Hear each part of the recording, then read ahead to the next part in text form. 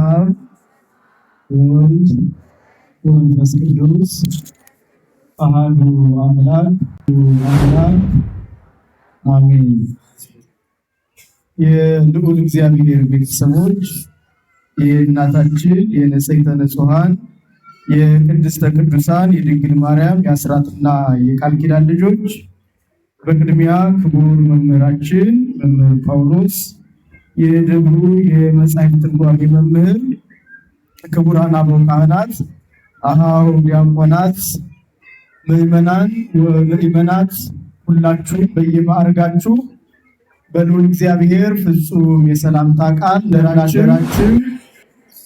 እንደምን አደራችሁ? እንደምን እስከ ሰዓት ድረስ ቆያችሁ? አሜን። ምስጋና የባህሪው የሆነ የአባቶቻችን አምላክ ልዑል እግዚአብሔር በቸርነቱ በምሕረቱ በይቅርታው ጠርቶ ከዚህ ቦታ ስለሰበሰበን ስሙ ለዘላለም የተመሰገነ ይሁን። እንኳን ለመልአኩ ለቅዱስ ሚካኤል ወርኃዊ በዓል አደረሳችሁ አደረሰን። እንደ እግዚአብሔር መልካም ፈቃድ ባለን የተወሰነ ደቂቃ ከኔ ጋር የምንነጋገርበት የትምህርታችን ርዕስ የሚሆነው ጸሎትህና ምጽዋትህ በእግዚአብሔር ፊት ለመታሰቢያ እንዲሆን አረገ። እስኪ በሉት አብራችሁ፣ ጸሎትህና በሉ ምጽዋትህ በእግዚአብሔር ፊት ለመታሰቢያ እንዲሆን አረገ። እንደገና መልሱት እስኪ። ጸሎትህና ምን ምጽዋትህ በእግዚአብሔር ፊት ለመታሰቢያ እንዲሆን ምን አለ? አረገ። ስለ ቃሉ የቃሉ ባለቤት ልዑል እግዚአብሔር ስሙ የተመሰገነ ይሁን። ይህንን ሐሳብ ወይም ይህን ጥቅስ የምታገኙት በሐዋርያት ሥራ ምዕራፍ 10 ቁጥር 4 ላይ የምናገኘው የሐዋርያት ሥራ ምዕራፍ 10 ቁጥር 4።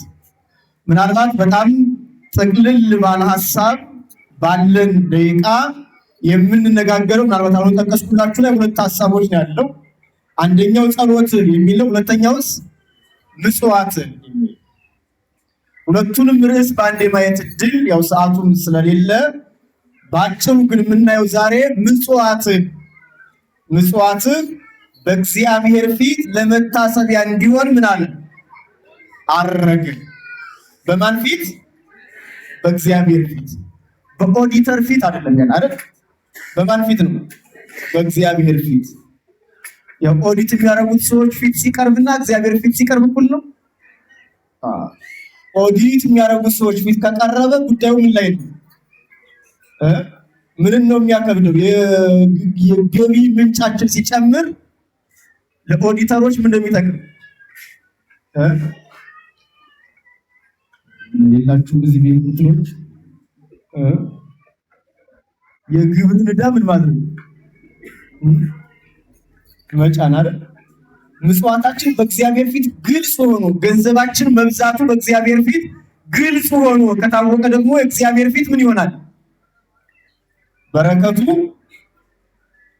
ምናልባት በጣም ይቅርታና የሞንታርቦ አጀስትመንት ባለሙያዎች ካላችሁ መታችሁ በአጀስት ታረጉለት ደስ ይለኛል። ባለሙያዎች ካላችሁ በደንብ ባለሙያዎች ካላችሁ ነው ያልኩት። ተወሰነ ድምፁ ጥሩ ስላልሆነ ስለዚህ በጣም ለማየት የምንሞክረው የመጀመሪያ ደረጃ ከትርጉም ያው ለየትኛው ነገር የሚቀድመውና መታየት ያለበት የአንድ ቃል ትርጉም ነው። የአንድ ቃል ትርጉሙ ይቀድማል። ስለዚህ ምጽዋት ማለት ምን ማለት ነው? የምጽዋት አስፈላጊነት ምንድን ነው? የምጽዋት አይነቶች ስንት ናቸው?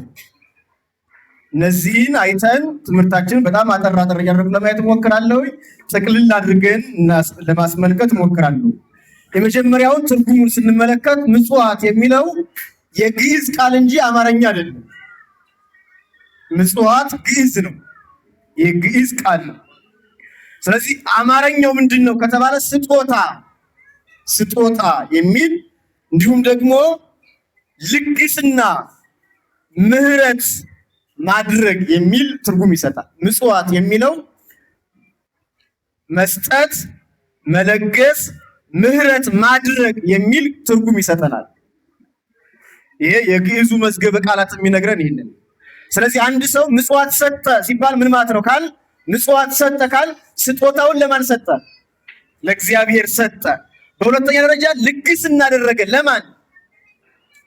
አቤት ለእግዚአብሔር ልግስና ይደረጋል። እገሌ ለጋስ ነው። ለማን? ለችግረኞች አይደል? ለችግረኞች፣ ላጡት። ስለዚህ መለገስ ያ ነው። ከዛ ሲቀጥል ምህረት ማድረግ ምህረት የሚያደርገው ወይም ደግሞ አንድ ሰው ምጽዋት በሚሰጥበት ጊዜ ምጽዋቱን በሚያቀርብበት ሰዓት ምህረት እያደረገ ነው። ለማን ምህረት እያደረገ ነው? ለችግረኞች። ስለዚህ አሁን እነዚህ ሶስቱን ሁሉ ባንድ ይይዛል። በሌላኛው በኩል ይሄ ፍካሬ ቃላዊው ነው። የቃሉ ፍካሬ ነው። ወደ ምስጢራዊ ትርጓሜ ወይም ደግሞ ምስጢራዊ ትርጓሜ ሲሰጠው ደግሞ ምን ማለት ነው? ምጽዋት ካል የምህረት አይነት ተብሎ ይጠራል።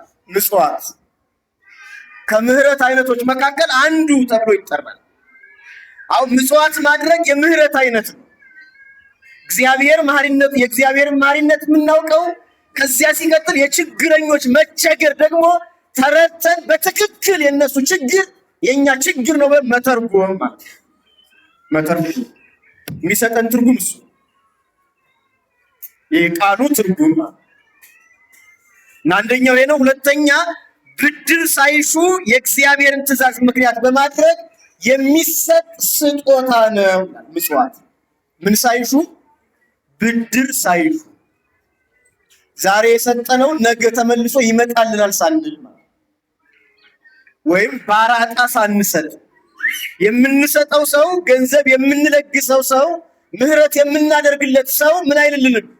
የሰጠነውን 1 ብርም ይሁን 10,000 ብርም ይሁን 1 ሚሊዮንም ይሁን የሰጠነው ብር እንደማይመለስ እርግጠኞች ነን። ምህረት ከእግዚአብሔር እናገኛለን። በረከት ከእግዚአብሔር እናገኛለን ብለን ብድሩን ከእግዚአብሔር እንጂ ከሰጠነው አካል ሳንፈልግ ማለት ምጽዋት። አሁን አንዳንዴ አይታችሁ ከሆነ በእኛ ሀገር አሁን የመጣው ችግር የሆነ ምግብም ሲያበሉ ልብስም ሲሰጡ ሳንቲምም ሲሰጡ ካሜራ ደቅነው የሚሰጡ ሰዎች አሉ። ካሜራ ደቅነው ካሜራማኖችን በደንብ አዘጋጅቶ ያን ስብስብ ተብሎ እኔን እያየ እስኪ ተመልከት እያለ እንደዚህ አርጉ ሳር ብሩ ልብስም ሲሰጥ አብሮ ፎቶ እንዲሰጥ ወደ እኔ በዚያ መልክ አድርጎ የሚሰጥ ስጦታ ብድር ፍለጋ ነው። ወይም ደግሞ ምን ፍለጋ ነው? ስም ዝና ፍለጋ ነው። በየትኛውም አጋጣሚ ምጽዋት ሲሰጥ ብድር ከፋዩ ማን ነው? እግዚአብሔር። ሰዎች ሊከፍሉ ነው። የሰጠነውንና የምንሰጠውን ስጦታውን እግዚአብሔር ይክፈለን። ከዚያ የተነሳ የምንሰጠውን ምጽዋት ምን እንደሚለው መጽሐፍ ራሱ ክርስቶስ ሲያስተምረን ቀኝ እጅ የምትሰጠውን ማን አይወቅ? ግራ እጅ። አሁን አይደለም ግራ እጃችን ይቅርና ማህበር ዓለም በሙሉ እያወቃል የምንሰጠው ምጽዋት በማህበራዊ ሚዲያ ፖስት ይደረጋል። እገሌ ይህን ያህል ለዳያን ዛሬ ያበላ፣ እገሊት ይህን ያህል ብር ሰጠች፣ እገሌ ይህንን ያህል ችግረኞችን ሰብስቦ ወይም የችግረኞች ቤት ሰራ። አርቆ የድሃ ቤትም ሲሰራ በምንድን ነው? የሚዲያ ባለሙያዎች ተጠርተው አይደለም? የድሆች ቤት ሲሰራ እንኳን ድሆች ሲበሉ እንኳን በጣም በነገራችን ላይ ይሄ ብቻ አይደለም። በጣም የኛ ዘመን በጣም ከባድ ያደረገው ምን መሰላችሁ? ምዕመናን ካህናትን ቤታቸው ጠርተው ድግስ ደግሰው የሚያበሉ ሰዎች ካህናት እየጎረሱ እያለ ቪዲዮ የሚያነሳልን እንዳሉ የሚቀርጽ የለም። ካህናት እንዲህ ሲጎርሱ ሲጠጡ ከዚያ ይሄን ያህል ካህናት ሰብስበን አበላን። አሁን ምን ፍለጋ ነው? እንደው በልተው ጠጥተው ከጨረሱ በኋላ እንደው የመታሰቢያ መታወሻ ከሆነ እንኳን በስተመጨረሻ እስኪ አባቶቻችን ሰብሰብ ብንበልና ከቤተሰቦች ጋር አብረን ፎቶ እንነሳ ማለት አይቻልም? አይቻልም ይመጣል። ግን እንዴት ነው የሚደረገው? ማህሌተ ገንቦው ሲወርድ ያው ነው። ከዚያ ይሄው ስንት ችግረኛ ምዕመናን እያሉ ካህናቱ እንዳርገው እየበሉ እየጠጡ እየሰከሩ ከዚያ ባይበራው ይላል። የማንም መሰባበቻ ማለት የማንም መጫወቻ ራሳችን ቀርጸን ምን ልልቀው ነው? በነገራችን ላይ ሌሎች ከዚያ ላይ ዳውንሎድ አድርገው እንደገና በራሳቸው ፔጅ ላይ የሚለጥፉት በራሳቸው ፔጅ ላይ እኛ ለበጎ መስሎን ያደረግነው ማለት ግን ትክክል አይደለም። ካህናትን እንዳልኳችሁ ነዳያንን እንኳን ስናበላ ስናጠጣ ምጽዋት ስንሰጥ መቅረጽ ተገቢ አይደለም። ማን ይይዝን? የምትሰጠውን ስጦታህን በስውር የሚያይ ሰማያዊው አባትህ በምን ይከፍላል? በግልጽ በአደባባይ በጉባኤ ይከፍላል። በጉባኤ ዛሬ በማህበራዊ ሚዲያ የሚያዩን የተወሰኑ ሰው ሊሆኑ ይችላሉ። እግዚአብሔር በጉባኤ ሲገልጥልን ግን ያደረግነውን በጎ ነገር የሚያሳይልን በኃጥአንም በጻድቃንም ጉባኤ ነው። በቅዱሳን መላእክትና በሰው ልጅ ጉባኤ ነው እግዚአብሔር የሚገልጽ ስጦታችን። ስለዚህ ምጽዋት ምንድነው ከተባለ ብድር ሳይሹ የእግዚአብሔርን ትእዛዝ ምክንያት በማድረግ የሚሰጥ ስጦታ የእግዚአብሔርን ትእዛዝ። ሁለተኛ ነው። ሶስተኛ ሰው ፈጣሪውን የሚመስልበት መንገድ ነው። ሰው ማንን የሚመስልበት? ፈጣሪውን የሚመስልበት። አምላካችን እግዚአብሔር በባህሪው መሐሪ ነው። በባህሪው ምንድነው? መሐሪ ነው፣ ምህረት አድራጊ ነው፣ ርህሩህ ነው፣ ለሰው ያስባል። የሰው ልጅ በአርአያ እግዚአብሔር በአምሳለ እግዚአብሔር እንደመፈጠሩ መጠን እንደ አምላኩ እንደ እግዚአብሔር እንደፈጠረው እንደ ፈጣሪው መሐሪ ነው፣ ርህሩህ ነው። የሰው ችግር ያንገባል። የተማሲያይ ወድቆ ያየውን አካል አልፎ ተሄዱ ሰው በዚህ አንዱ መለኪያ እና እግዚአብሔር ላላቸውም ለሌላቸውም ለሁሉም አካል ዝናምን ያዘንባል፣ አየር ንብረቱን ያፈራርቅልናል። ልክ እዩት ክርስቲያኖች ወጥለውና ብዙ ጊዜ ሰማ ነበር። በዚህ በገጠሩ ነው ያደጉት የተወለድኩት እዚያ ስለሆነ አባቴ ፍጹም ገበሬ ነው። የተማረው ፊደል አልቆጠረም ይምራጭ እና ግን በጣም አሁን ድረስ የሚደንቀኝ ማዕድ ሲያቀርብ 12ቱ ሐዋርያት ባርኩት። ማዕድ ሲቀርብ 12ቱ ሐዋርያት በስልጣን 12ቱ ሐዋርያት ስልጣን የተባረከ ይሁን ይባላል። ያን ያቀርባል። ከዚያ መጨረሻ ላይ ምግቡ ካለቀ መሶቡ ሊነሳ ሲል እኔን እንደመገብክ ሌሎቹን መግባቸው እንደዚህ የሚል ሰው አለ? ምህረት ይሄ ነው ክርስቲያኖች። እኛ በልተን ልንጠግብ እንችል ይሆናል፣ በልተን ልናድር ልንውል እንችል ይሆናል።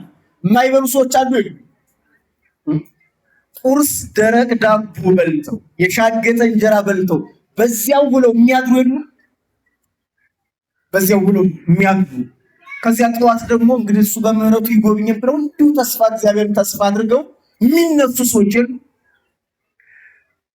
ግን አንዳንድ ሰዎች ቤት ደግሞ እንጀራ ሻግቶ ተርፎ ጠዋት የተበላውን ምግብ ለተሳት አይቀርብም ተብሎ በፔስታል ተቋጥሮ ማዳበሪያ ውስጥ አይጣልም ይመናል። አሁን እኮ በጣም አብዛኛው አይታችሁ እኮ በጣም የሚደንቀኝ የምሬ ነው የምላችሁ ይሄ ጽዳት ነው። ጽዳት የሚያጠኑ ልጆች አሉ በመኪና እየዞሩ እና ብዙ ልጆች እኔ እግዚአብሔር እንዴት አድርጎ እንደጠበቃቸው እሱ ነው የሚያውቁት ጥበቡ። በፔስታል ተቋጥሮ በማዳበሪያ ለቆሻሻ አልሾቹ ሲጣል እነዚያ ቆሻሻ የሚያነሱ ልጆች የተቋጠረ ሻገተ እንጀራ ሲበሉ አላያችሁም? መኪና ላይ ሲዞሩ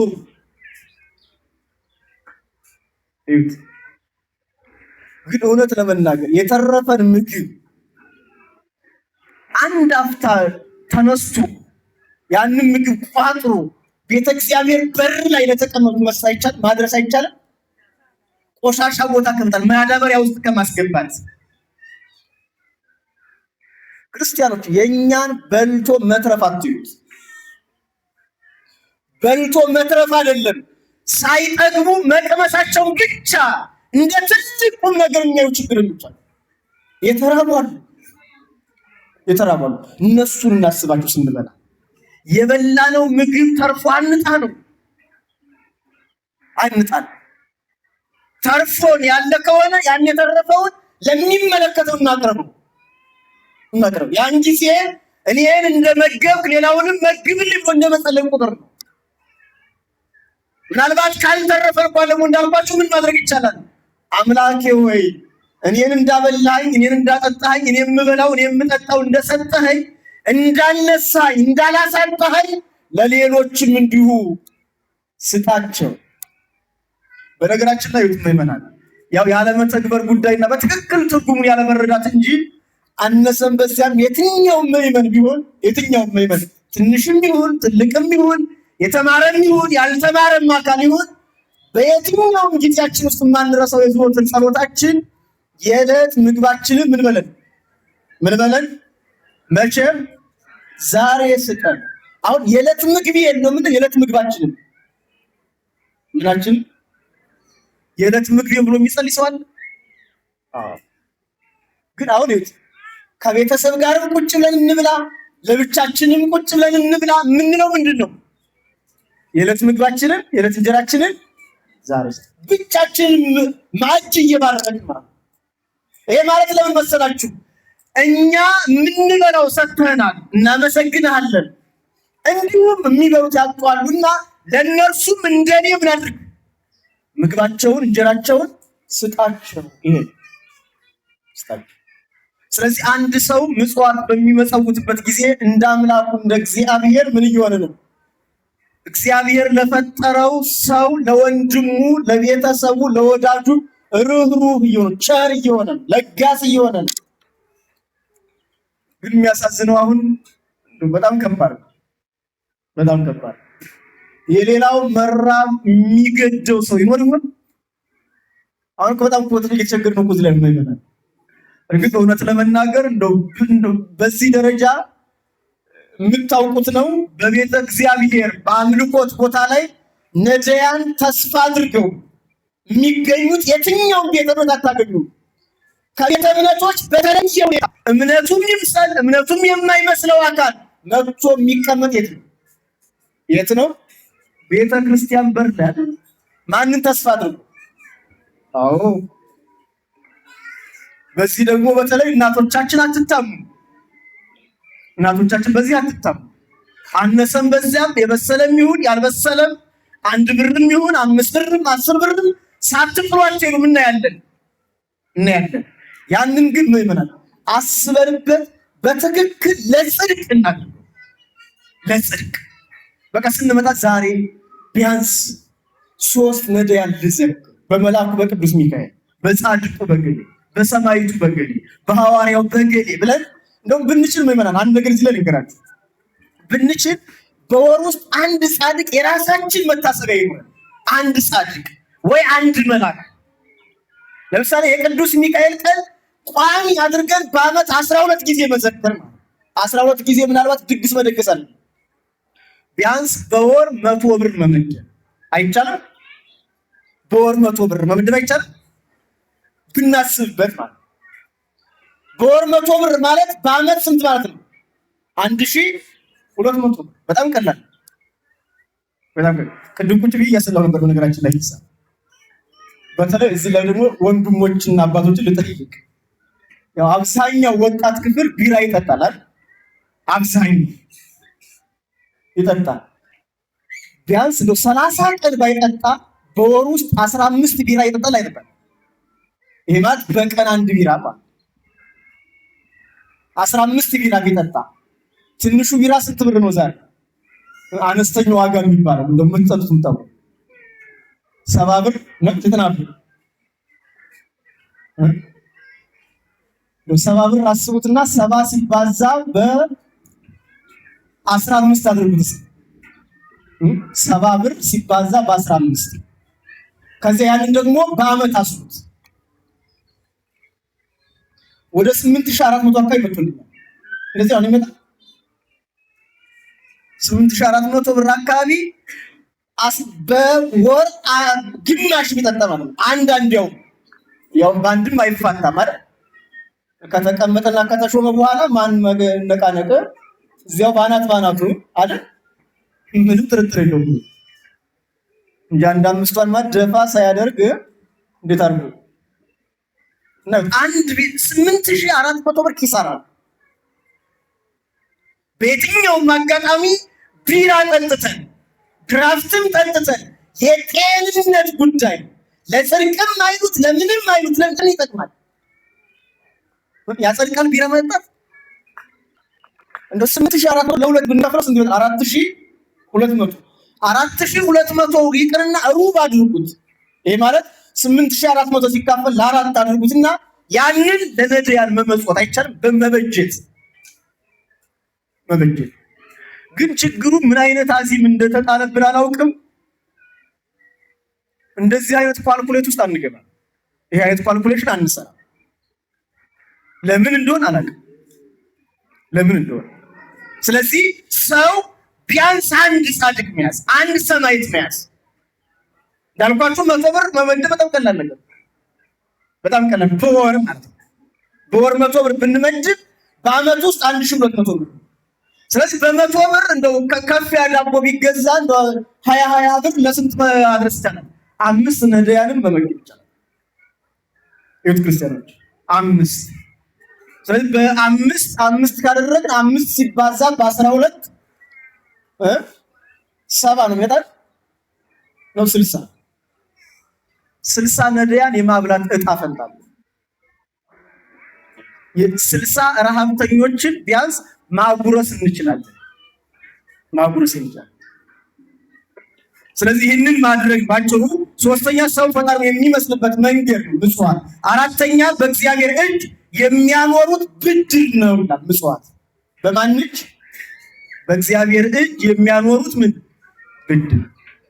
እግዚአብሔርን አደራ ብሎ በሌላ እንደው በአሁኑ አነጋገር እግዚአብሔርን ባንክ ቤት ማድረግ ነው። ነገራችን ባንክም ራሱ አይወድም ማለት አሁን ሳንቲም እኮ ወጣቁት አይደል?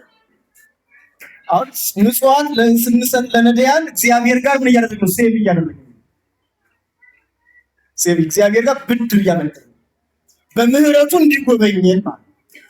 ቅድም ያነበብኩላችሁ የሐዋርያት ሥራ ላይ የተጻፈው ወንጌላዊ ቅዱስ ሉቃስ የጻፈልን ቆርኔሊዮስ የሚባል ባለጸጋ ሰው ነው። ነዳያን ተሰብስቦ የሚያጠጣ ለነሱ ቸርነት የሚያደርግ እና በስተመጨረሻ ነው የእግዚአብሔር መልአክ መጥቶ ቆርኔሊዮስን ምጽዋት ጸሎት በእግዚአብሔር ፊት ለመታሰቢያ እንዲሆን ምን ብሏል? አረገ አለ። መልአኩ መጥቶ እና በትክክል ያለምንም ሁኔታ ለዝና ሳንል ለሆነ ለስመጥር ለራስን ለመገንባት ሳይሆን በትክክል ችግረኞች ችግራቸው ገብቶን የተራቡት ረሃባቸው ገብቶን ምናበላቸው ምናጠጣቸው ምናለብሳቸው ከሆነ እግዚአብሔር መልአኩ ልኮ ምን ይላል? እንደ ቆርኔሊዮስ ምጽዋት ጸሎት በማን ፊት አደረገ? በእግዚአብሔር ፊት አደረገ። በእግዚአብሔር ፊት ግን ያሲሩ የሚሆነው በምን አይነት ሁኔታ ነው? በትክክል አሁን የዘረዘርኳቸው ነገሮች ስናሟላ፣ ለብድር ብለን ካልሆነ፣ ለዝና ብለን ካልሆነ፣ የሆነ ባለሀብትነታችን ለማሳወቅ ብለን ካልሆነ፣ ወይም ነገሌ ሲዘክሩ አይተን የማንዘክር ከሆነ ነገሌን አይተን አይደል? ባለሀብት ስለሆንም አይደል? እግዚአብሔር ትንሿንም ሳንቲም ይቀበላል።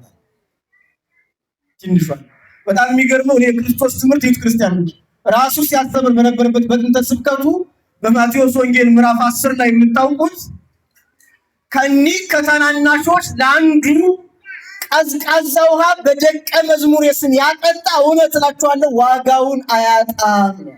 ምን የሰጠን ያለ ምን የሰጠን? ቀዝቃዛ ውሃ። አሁን ቀዝቃዛ ውሃ የሚያጣለ ምእመናን የሚያጣለ ነገሩ እንደዚህ በዚህ አካባቢ ኖር ይሆን ሎካል ውሃ ይሸጣል የሚል ያለው አንዳንድ ቦታ ላይ አይደል?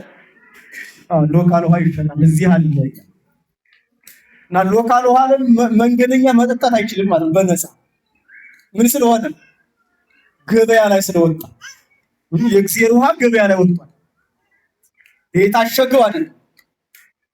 የእግዚአብሔር ውሃ ራሱ ገበያ ላይ ወጥቶ ሎካል ውሃና ምን ውሃ ተብሎ ተቀበላል።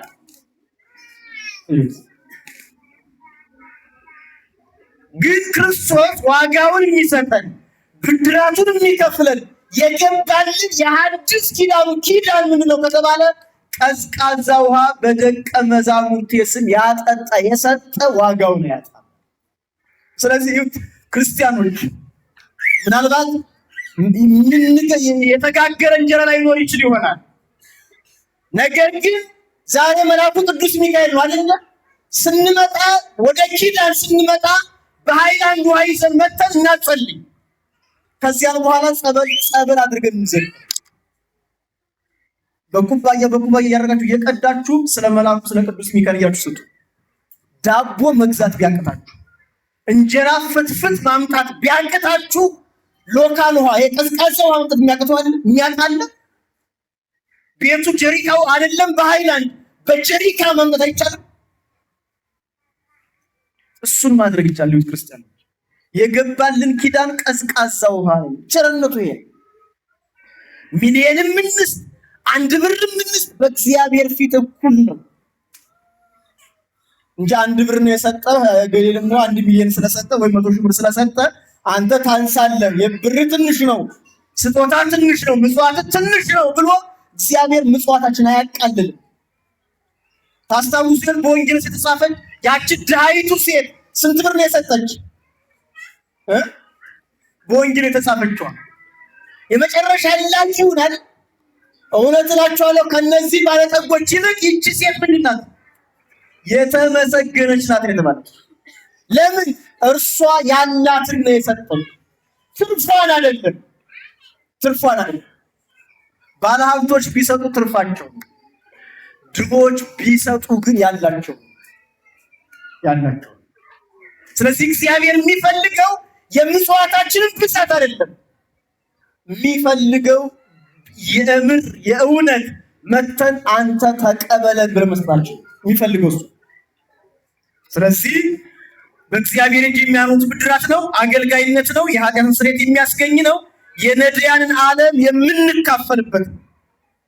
በጣም ለመፍጠን ልሞክር ሰዓቱ እየሄደ ስለሆነ፣ ሌላው የምጽዋት አስፈላጊነት ሳላብራራ ማስቀመጥ ምናልባት እየጻፋችሁ ያላችሁ ካላችሁ ለመፍጠን ግድ ይለኛል ሰዓቱ ስለሄደ። የምጽዋት አስፈላጊነት ለምን ያስፈልጋል ካል አንደኛ ምጽዋት ከኃጢአት ስለሚያነጻ ወይም በሌላ በኩል አስፈላጊነቱ ከኃጢአት የምንነጻበት ምጽዋት ልክ በንስሐ እንደምንነጻ ሁሉ በምጽዋት ከኃጢአታችን እንነጻለን። ይሄ ሲባል ግን ንስሐ ሳንገባ አይደለም። ያው አባቶች ካህናት ንስሐ ሲሰጡ የሚሰጡበት መንገድ የተለያየ አይደለ? ለአንዳንዱ ስግደት ይሰጣሉ፣ ለአንዳንዱ ጾም ይሰጣሉ፣ ለአንዳንዱ ምጽዋት ያዛሉ። እንደየአቅማት እንደየጤንነቱ እንደ ሰውየው ጤንነት ንስሐ እንደገባው አካል ጤንነት አይተው ንስሐ ይሰጣሉ። መስገድ የማይችል ከሆነ እንዲመጸውት ያደርጉታል። መጾም የማይችል የጤና እክል ካለበት የጤና ችግር ካለበት እንዲመጸውት ያደርጉታል። ስለዚህ በዚያ በምጽዋቱ አማካኝነት በንስሐውም ጨምሮ ምን ይሆናል? ከኃጢአቱ ይነሳል። ስለዚህ አስፈላጊነቱ ከኃጢአታችን የምንነጻበት ነው። ሁለተኛ በረከት የምናገኝበት ነው። ሶስተኛ ለሰማያዊ መንግስት የሚያበቃን ነው። አራተኛ ጸሎት ለማሳረግ የሚጠቅም ነው። ቅድም ያነበብኩላችሁ ነው። አምስተኛ ዕውቀትን ለማግኘት የሚጠቅም ምጽዋት በመስጠት ዕውቀት ይገኛል። ሰዓቱ ስለሌለ በደንብ ማብራት ሞክር ነበር፣ ግን ሰዓቱ ይኗል። የመጨረሻ ትምህርታችን የሚሆነው የምጽዋት አይነት አሁን እዚህ ላይ በነገራችን ላይ በጣም ብዙ ሰው ያልተረዳው ነገር ቢኖር አሁን የማሳያችሁ ነገር ምጽዋት ስጦታ። ስለዚህ የምጽዋት አይነቶች ስንት ናቸው ከተባላችሁ ያዙልኝ። 5 አይነት የምጽዋት አይነቶች አሉ። ስንት አይነት? 5 አይነት። አንደኛ አስራት፣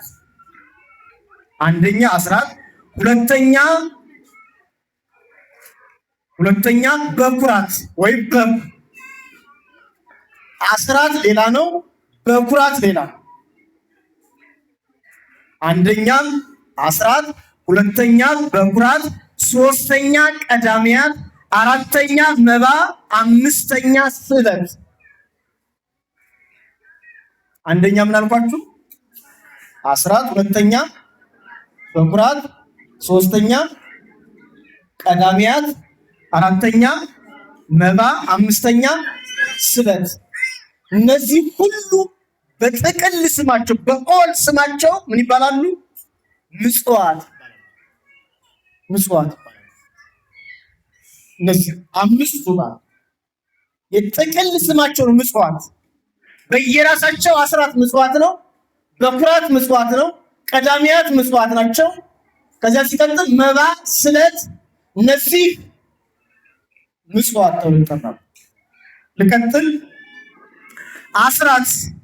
አስራት የሚሰጥ ለማንና የት ነው? አስራት የሚሰጥ የት ነው? አስራት የሚሰጥ ለማን?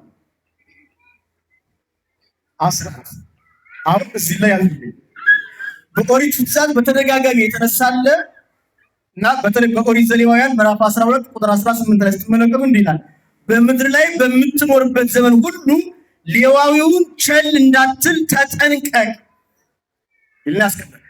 ሌዋዊ ማለት በዚያን ዘመን ካህኑ ማለት ነው። አስራት የሚሰጥ ለማን ነው ከተባለ አስራት የሚከፈለው ለካህናት። አስራት የሚከፈል ለማን ነው? ለካህናት ስላችሁ ያው ለመምሬ ጥቅል ይመጣል፣ ለቤተክርስቲያን ይገባል። ቤተክርስቲያን የምታውለው ለካህናት ደግሞ አስራቱ። በነገራችን ላይ ወደፊት አሁን አንሳላችኋለሁ ሰዓቴ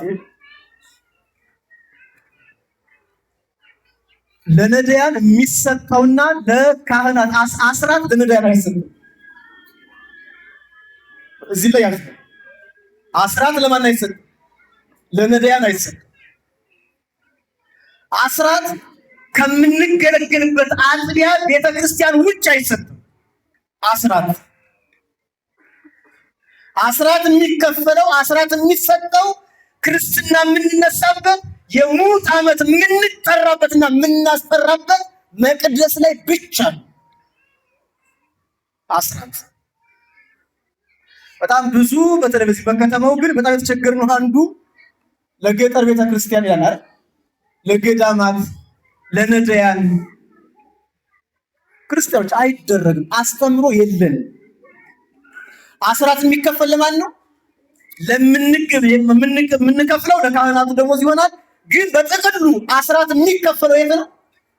የምንገለገልበት ቤተ ክርስቲያን ብቻ አስራት የሚከፈል። ከዚህ አስራት ከተከፈለ በኋላ ምን ሆነ መሰላችሁ? ይህንን አስራቱን ቤተ ክርስቲያኗ ለሶስት ትከፍለዋለች።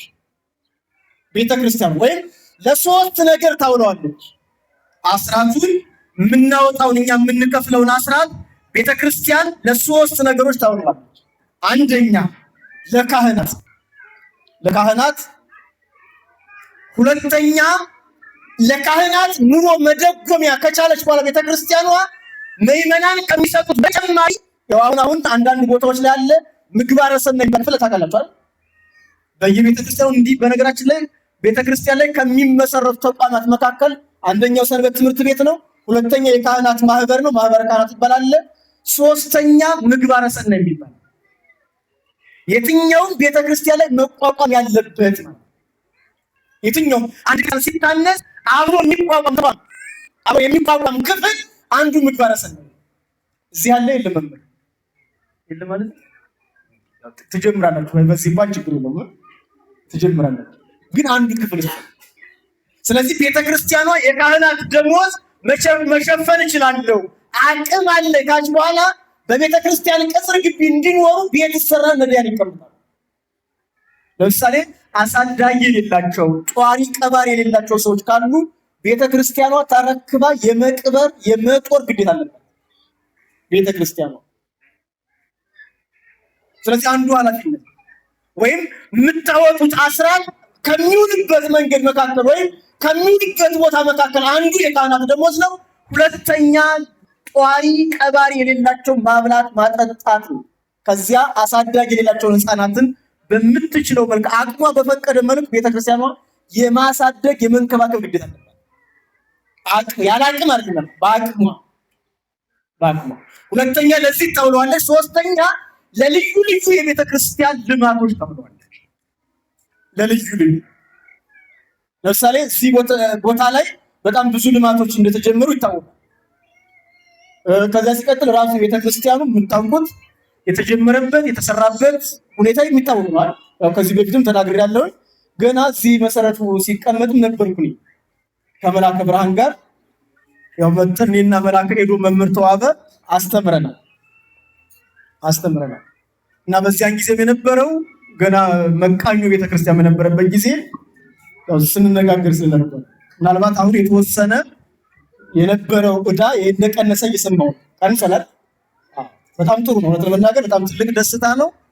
የቀረውን ይሁት ክርስቲያኖች የቀረው በነገራችን ላይ አንዱ ችግር ይሄ ነው እንጂ ሆነብን እንጂ እውነት ለመናገር ቤተክርስቲያን በብድር አይሰራም። አሁን ችግር የፈጠረው ችግር ያመጣው ቤተክርስቲያን ለባለ ዕዳዎች ዕዳ ከፋይ እንጂ ቤተክርስቲያን ደግሞ ከፋይ መሆን የለባትም። ይሄ የእናንተ ችግር ያለ ተጋግዝ ያለ መደጋገፍ እና ምዕመናን ይህንን አንዱ አስራት ከሚውልበት ቦታ አንዱ ሲለኝ እና ቤተክርስቲያን ራሷን ከቻለች በኋላ ልዩ ልዩ ልማቶች ታለማለች። ለምሳሌ ጸበል ቤት ሲባል ነበረ። ነገ ሰንበት ትምህርት ቤት መቋቋም አለበት። ነገ የተለያዩ ክፍላት መቋቋም አለባቸው። ለነዚያ አስራቱን ቤተክርስቲያን ታውቃለች። ከካህናት ደሞዝ በተጨማሪ ይህ ሲባል ግን ካህናትን እያስራበች ዲያቆናቱን እያስራበች በአጠቃላይ የቤተ መቅደሱን አገልጋዮች እያስራቡ ሌላ ልማት እና ልማማት ግን ትክክል አይሆንም። እና አስራት የት ይውላል ለምን ያገለግላል ከተባለ እነዚህ እንዳልኳቸው አንደኛ ለካህናት፣ ሁለተኛ ለነዳያን፣ ሶስተኛ ለልዩ ልዩ ልማቶች። አስራት የት ይከፈላል ብያለሁ? የት ይከፈላል? የምንገለገልበት ቤተ መቅደስ። ከዚያ ሲቀጥል አስራት ውዴታ ያይደለ ግዴታ ነው። አስራት ግዴታ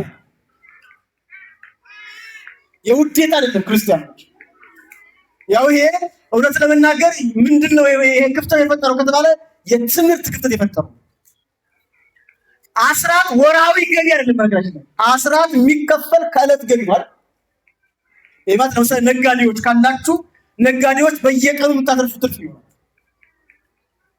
በየቀኑ ከምታተርፉት ትርፍ ላይ ከ10 አንድ ማለት ከ10 አንድ ለምሳሌ 50,000 ብር የሚያተርፍ ሊኖር ይችላል።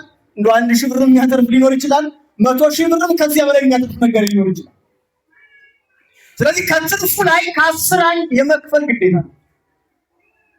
አሁን የት ክርስቲያኖች እውነት ለመናገር አስራቱን በሚገባ የሚከፍል ምዕመን እዚህ ቤተክርስቲያን ላይ ቢኖር ኖሮ ቤተክርስቲያኗ እንደው ምን ላይ ትደርስ ነበር? በሚገባ ይከፈል በሚገባ። ለምሳሌ እዚህ አጥቢያ ቤተክርስቲያን ላይ ስንት ምዕመን ይኖራል ተብሎ ይገመታል? ስንት ይኖራል? በትንሹ ስንት? 500 ከ500 መካከል ነው በትንሹ 200 ነጋዴ ቢሆን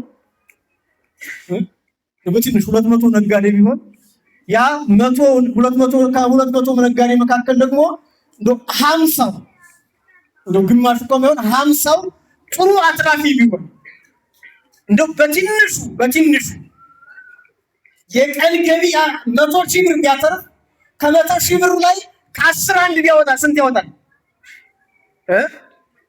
ከ10 አንድ ከ100,000 ላይ ስንት ይመጣል? 10,000 ነው ይመስለኛል አይደል?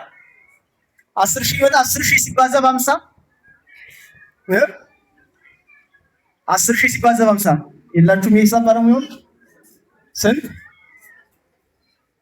50,000 500,000 አይደል? 500,000 500,000 10 ነጋዴዎች ለዚህ ቤተክርስቲያን አስራት ማስገባት በወር